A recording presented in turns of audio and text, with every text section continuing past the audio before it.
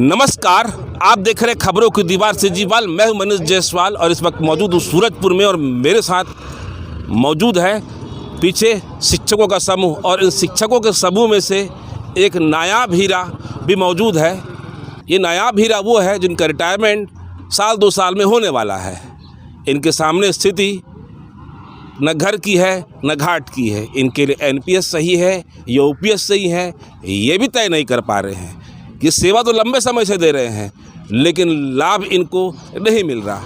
एक छोटा सा उदाहरण है ये, तो चलिए इसे चर्चा करते हैं। सर, आपका नाम बताइए और कहाँ रहते हैं और कहाँ पदस्थ? ठीक है सर, मेरा नाम राम जन्म सिंह, मैं प्रतापपुर ब्लॉक से हूँ और खड़गवां संकुल है मेरा नाम राम जन्म सिंह है और मैं 25/6/98 से शिक्षा गारंटी के नाम से एक समय संस्था चलता था, उसमें मेरा पोस्टिंग हुआ था। मतलब 1998 से आप सेवा दे रहे हैं? जी सर। और जन्म तिथि क्या थी जब आप किस उम्र में सेवा में आए थे आप? मैं 2/3/62 मेरा जन्म तिथि है। 62? जी। और सेवा करते करते मतलब आप जो जी नौकरी में किस उम्र में आए थे? तो उस समय तो मेरा 36 साल हुआ था सर। 36 साल? जी 36 साल हुआ था। और 1998 में आपकी नियुक्ति किसमें हुई? शिक्षा गारंटी ईजीएस के नाम से। जी। उस समय आपकी तनख्वाह कितनी थी? मात्र 500 रुपये सर। 500 रुपये? जी, 500 रुपये। और 7 साल में अकेले रहा सर, 7 साल। मतलब प्रतापपुर में आप सिर्फ अकेले गुरुजी थे वहाँ? नहीं सर, मैंने उस स्कूल में वही अकेले था। कौन सा स्कूल था, क्या नाम था उसका? प्राथमिक शाला नदीपारा, सुखदेवपुर गांव है। कितने बच्चे होते थे उस समय? उस समय 35 बच्चे। जी।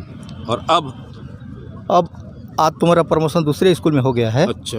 लेकिन आज वहाँ 21 माने बच्चे हैं जहाँ मैं पहले था।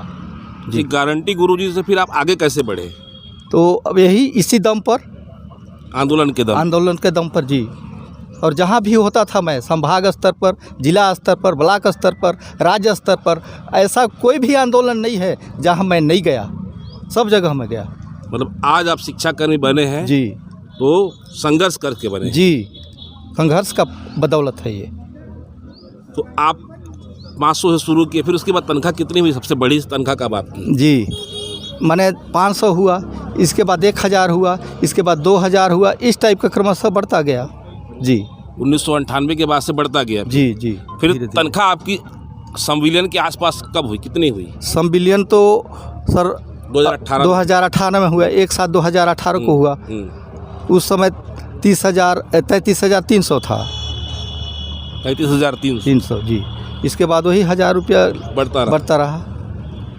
आप इतना लंबा वक्त स्कूलों को दे दिए, जीवन खपा दिए, कोई अनुभव बताइए आपने क्या क्या किया? मतलब वो 500 से लेके इस 20 तक क्या क्या सेवाएं की पढ़ाई के अलावा? जी सर, क्या है कि पढ़ाई के अलावा भाई अकेला टीचर था, तो आज संकुल में जाना, तो आज कोई मीटिंग में जाना, या फिर कोई माने हमारे पार्टी की ओर से, संघ की ओर से बोलते थे कि दादा वहाँ जाना है। मेरे को भीष्म पितामह का उपाधि दिया गया है सर, संघ की तरफ से। जी। तो मतलब पढ़ाई के अलावा और आप क्या क्या काम किए? गैर शिक्षकीय कार्य क्या क्या किए सरकारी? सर, चुनाव में ड्यूटी लगा, इस पोलियो में लगा ड्यूटी, पशु गणना में लगा ड्यूटी, कोरोना में लगा ड्यूटी। और जब 500-700 हज़ार मिलता तब क्या ड्यूटी करते थे आप उस दौर में? भाई उस समय तो चुनाव में लगता था। चुनाव में? जी। और सरकार की योजनाओं का उसमें भी लगता था कुछ। जी। आज आपका अब रिटायरमेंट कब है आपका? मेरा है सर 2/3/2024 में रिटायर है। 2024 में रिटायरमेंट है? 31 मार्च 24 को रिटायर। जी। 31 मार्च 2024 को आपका रिटायरमेंट? जी। तो अब सरकार ने पुरानी पेंशन की योजना जो लागू की है, जी, आप उसको पहले जिस दिन घोषणा की उस दिन आप क्या सोच रहे थे?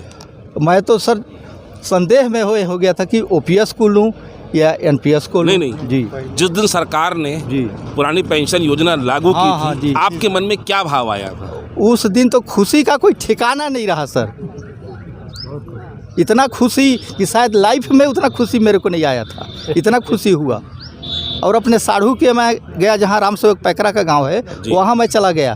वो हमारे साढ़ू भी टीचर हैं। अच्छा। जी। तो वहाँ गया तो हमारे साढ़ू भी जश्न मना रहे थे। अच्छा, मतलब पेंशन का जश्न मना रहे थे। जी जी। आज परिस्थिति क्या है जब विकल्प फॉर्म भरने की स्थिति आई? वो तो एकदम नर्वस हो गया सर, एकदम अपोजिट हो गया। अब ये चक्कर है कि हमारा धोबी का कुत्ता घर के न घाट के, कैसे होगा, क्या होगा, कहाँ होगा। हम तो इधर के रहे ना उधर के, ऐसा स्थिति आ गया है। एनपीएस आपका कब से कटना? 2012 से? 2012 से जी। कितना कट रहा था एनपीएस? वही 2-3 हज़ार कट रहा था। अभी कितना जमा हो गया होगा? तो 2.5 लाख तो बता रहे हैं। 2.5 लाख जी, साथी भाई लोग। अच्छा जी। और अब 1 साल बचा है रिटायरमेंट को। जी जी। वो आप पेंशन क्राइटेरिया में भी शायद नहीं आएंगे। जी जी, कहाँ आऊँगा वो स्थिति में सर। मान लीजिए 2022 से मानते हैं जी जी।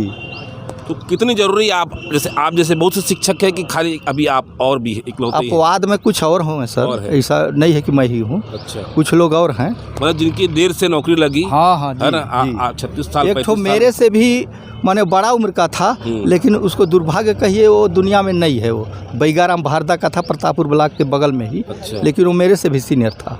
तो उसके परिवार को तो फिर अनुकंपा नियुक्ति भी नहीं मिली होगी। अब वही तो बात है सर। जी। कुछ नहीं। अब आपका फॉर्म भरने का समय आ गया है जी। आप भरेंगे क्या? तो उसी को तो चक्कर है सर मेरे को, अब कैसे करूं? एनपीएस की ओपीएस? यही चक्कर में तो मैं पड़ा हूं। इसके लिए भी स्पष्ट दिशा निर्देश नहीं है। कोई स्पष्ट दिशा निर्देश नहीं है। मान लीजिए आपने ओपीएस का चयन किया। जी जी। आपको कितनी पेंशन मिलेगी कुछ अंदाज है? कोई अंदाज नहीं है सर, कोई अंदाज नहीं है। लगभग कितना साल आपने इस शिक्षा विभाग में खपा दिया अपना? तो सर अब 98 से जोड़िए कितना साल हो गया, तो 25 तो चल रहा है। हाँ। हैं? अब 1 साल और बचा है, माने 26 साल। जी। 26 साल आपने खपा दिए, लेकिन आपके हाथ में आगे एनपीएस का जमा 2.5 लाख और क्या मिलेगा कह नहीं सकते। एक ठो कहावत है ना जी। खोदा पहाड़ निकली चूहिया। मतलब आप पुरानी पेंशन योजना को आप जैसे कर्मचारी जी ये मानकर चल रहे जी। हैं, खुदा पहाड़ और निकली चूहिया जी। आप सरकार को क्या संदेश देना चाहते हैं? भाई मैं संदेश तो यही देना चाहूँगा कि सबका कल्याण हो, उसके पीछे हमारा भी कल्याण हो। हैं भाई, नेता मंत्री लोग 5 साल रहते हैं सर, उनको तो पूरा पेंशन देता है शासन हैं, लेकिन हम लोग इतना 25 साल 26 साल 30 साल साथी भाई लोग कर रहे हैं, तो अब हमको तो एकदम नेगलेक्ट कर दिया, शून्य कर दिया। तो एक हमारा हक नहीं है का? 1 साल के बाद फिर आप करोगे क्या? 1 साल के बाद तो फिर हमारा हाथे कट जाएगा सर। हैं 1 साल के बाद हाथ कट जाएगा, हाथ कट जाएगा, पैसा नहीं मिलेगा। पैसा नहीं मिलेगा। अब वो जो 25-30 हज़ार रुपये 30 हज़ार रुपये तनख्वाह आ रहा है जी जी।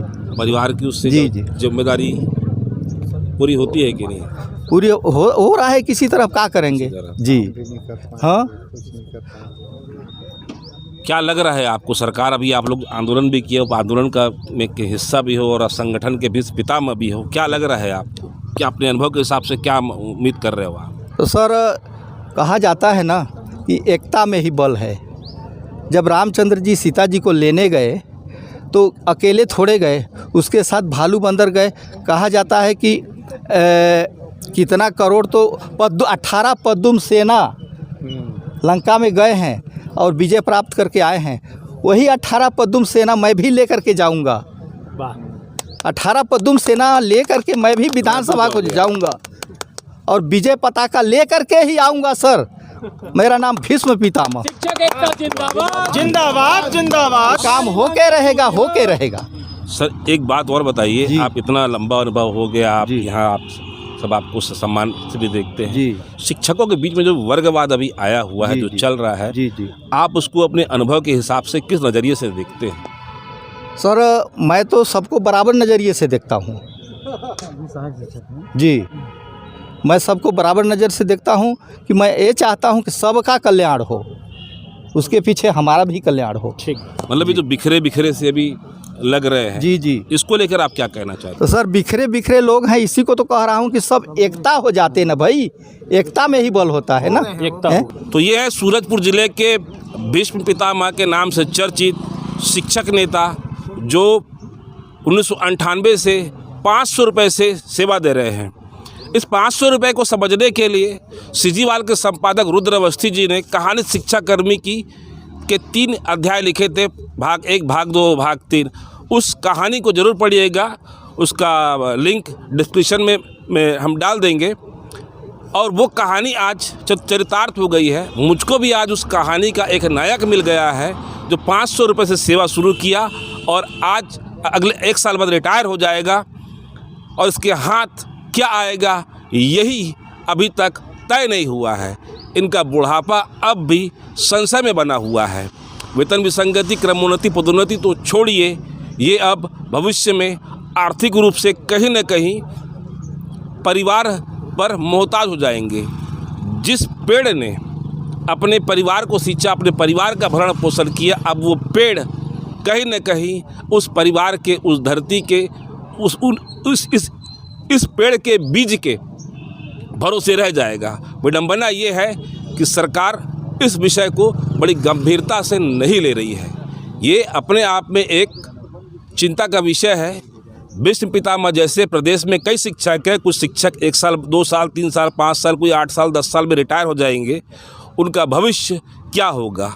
इसलिए इनकी मांग जो चल रही है प्रथम नियुक्ति तिथि से गणना करने की, वो कहीं न कहीं इनके दावों के हिसाब से साफ साफ तस्वीर पेश भी करती है। आज बस इतना ही। हमारी खबर अगर आपको अच्छी लगे तो लाइक, सब्सक्राइब, शेयर जरूर करें। सीजीवाल से मनीष जायसवाल की एक रिपोर्ट। धन्यवाद।